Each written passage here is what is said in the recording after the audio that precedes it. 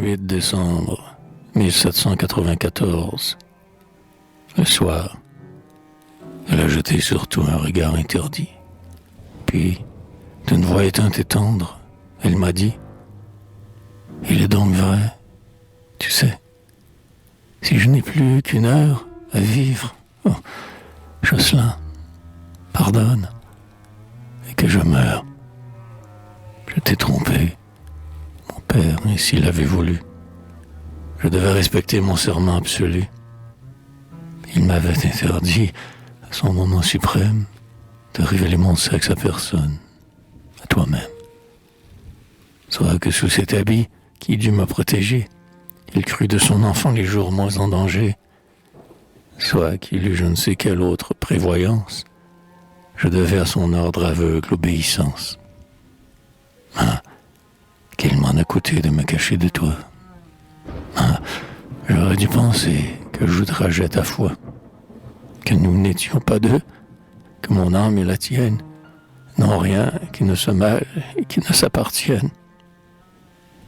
Faut-il te l'avouer? Souvent je le pensais, souvent je résolu, souvent je commençais, mais toujours, au moment de trahir mon mystère, je ne sais quelle main me forçait à me taire. J'avais trop attendu déjà, je n'osais plus. Mon front couvert de honte était rouge et confus. Puis je savais ta vie et ta pieuse enfance. Je redoutais l'effet de cette confidence.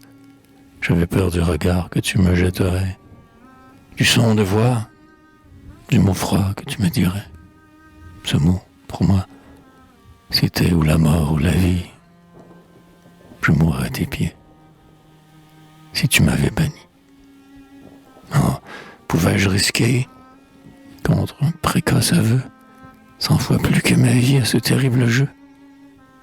J'aimais mieux me fier à cette destinée qui m'avait de si loin dans ton ombre amené. Jouir du jour au jour et remettre à plus tard, tout attendre de Dieu, du moment, du hasard. Ah, ce hasard fatal n'est venu que trop vite.